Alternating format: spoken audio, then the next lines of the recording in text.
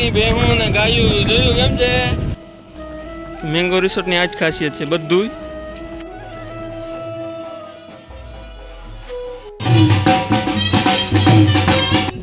સ્વાગત છે નવા બ્લોગમાં. કેમ છો બધા? મજામાં જશો તો આજે ફરી એક બ્લોગ ચાલુ કરી દીધો છે આપણે. અને આજે આવ્યા છે આપણે તાલાળા જ્યાં મેંગો રિસોર્ટ છે ત્યાં આપણે જ્યાં સાફાવાળો આવતો હોય. આજે સાફાનો ઓર્ડર છે, 200 સાફાનો ઓર્ડર છે. હવે કેટલા વાળે, આજે વરસાદનું વાતાવરણ પણ છે. હવે જોઈએ આપણે ત્યાં જઈને આપણે પહોંચી તો ગયા છે. મેંગો રિસોર્ટની આ જ ખાસિયત છે બધું કુદરતી રીતે જ બધું ઉગાડેલું. બધી ડિઝાઇન, બધા ઝાડવા, આ મહેંદી, બીજા અલગ અલગ ઝાડવા છે, કરણ છે, આ આંબા છે. તો ફેમિલી આજનું ડેકોરેશન કંઈક એવું છે. બહુ તો વધારે ડેકોરેશન નથી કરેલું કેમ કે વરસાદના કારણે. જો વરસાદ અહીં વધારે હતો એટલે ઉપર ડેકોરેશન કરેલું છે. ફેમિલી મેંગો રિસોર્ટમાં આખામાં જે પાણીની સપ્લાય થાય એટલા વાલ જોવે ને, કેટલા બધા વાલ છે આમાં. કેને અમે કયો વાલ ક્યાં જાય કેમ ખબર? આમાં બહુ ધ્યાન રાખવું પડે, બાકી તો આડા વાલ ચાલુ કરી દઈએ તો દાંતિયા થઈ ગઈ. મેંગો રિસોર્ટનું સ્વિમિંગ પુલ. છોકરા ધમાલ કરે છે.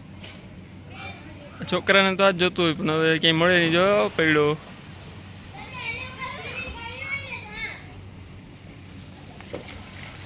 The mango resort.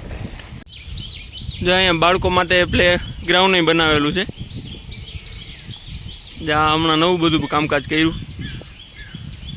ઉપર ફરવા માટે જો અહીંયા ટ્રોલી છે, આખી રિંગ રાઉન્ડ ફરે. એમાંથી ઉપરથી આવી અને આખું રાઉન્ડ ફરે એ રીતે બનાવ્યું છે. ઝાડવા વચ્ચે રાખ્યું છે જો.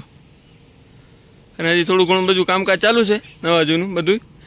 અને અહીંથી ઓલો રસ્તેથી ચડવાનું હોય ઉપર. પછી અહીંયા જ અલગ અલગ બધી વસ્તુ રાખેલી છે. અને આ ઓલું રોલ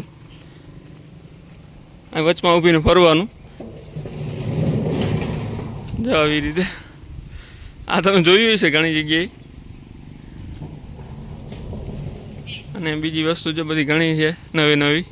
જ્યાં પેરાગ્લાઇડિંગ જેવું કામકાજ છે આનું.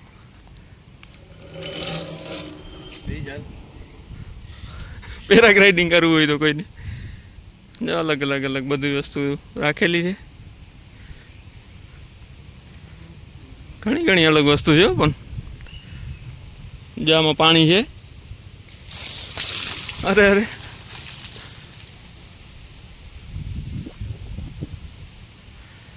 આ શું છે એ કોઈને ખબર હોય તો કોમેન્ટ કરજો. આ નથી સમજાતું કે શું છે આ ક્યાંય ફિટ કરવાનું હોય કે આઈને એમ રાખ્યું હોય એમનું સમજાતું નથી કે શું છે. કંઈ રમવાનું છે કે કઈ રીતે કંઈ. આ બાજુથી અવાજ કરે તો ઓલી બાજુ નીકળે. જ્યાં બાજુથી નીકળતો અહીંયાથી.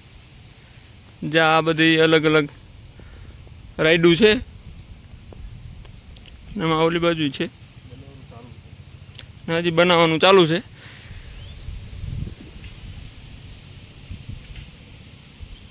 અલગ અલગ ઘણી રાઈડું કરેલી છે. જ્યાં ડિસ્કો એમનું કરે છે એની રીતે કરે. ફેમિલી આ છે મેંગો રિસોર્ટનો મેરેજ હોલ. 1000થી 1500 માણસ સુધીનો કેપેસિટીવાળો મેરેજ હોલ છે. અને જે ફૂલ્લી એસી છે. અને આજે એમાં હલ્દીની રસમ અને મંડપ રોપણની રસમ છે. ને એનું ડેકોરેશન કરેલું છે તો હું તમને આગળ બતાવું વિડીયોમાં.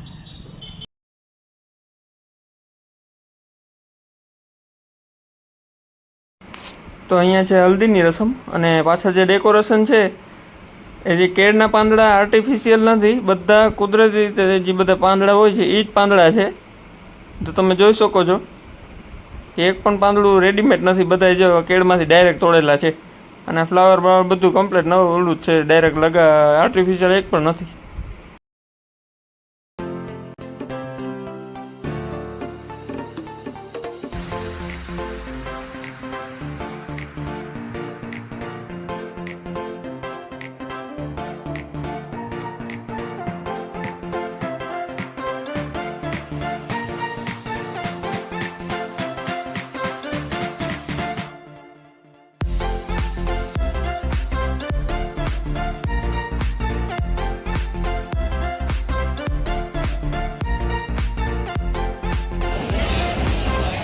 આપણે બધાને સાફા વાયરા છે.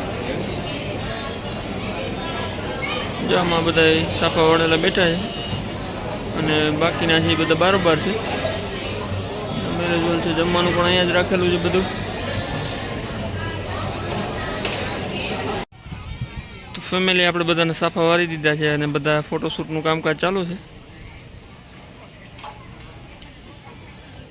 તો બધા અલગ અલગનું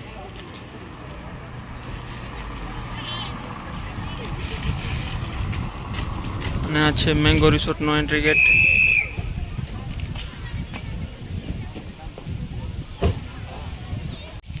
આ છે મેંગો રિસોર્ટનો એન્ટ્રી ગેટ અને અહીંયાથી જો બધી રીતે નેચરલી જ બધી વસ્તુ છે.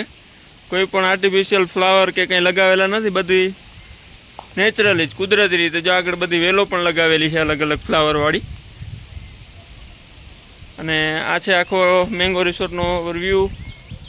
જ્યાં રેસિડેન્સી અલગ બન્યો છે નવો હમણાં. અને બીજું છે આગળ છે એ તો આપણે તમને પહેલા વિડીયોમાં. તો ફેમિલી ફાઇનલી બધા સાફા આવી ગયા છે અને હવે આપણે જઈએ છીએ ઘરે જે બ્લોકનું કામકાજ ચાલુ હતું એ આપણે પાછું અત્યારે કન્ટિન્યુ કરવાનું છે. ત્યાં સુધી બધાને જય માતાજી અને મળીએ એક નવા વ્લોગમાં. ચેનલ ઉપર નવા હોય તો લાઈક કરો, શેર કરો અને સબસ્ક્રાઈબ કરો વિનંતી બધાને.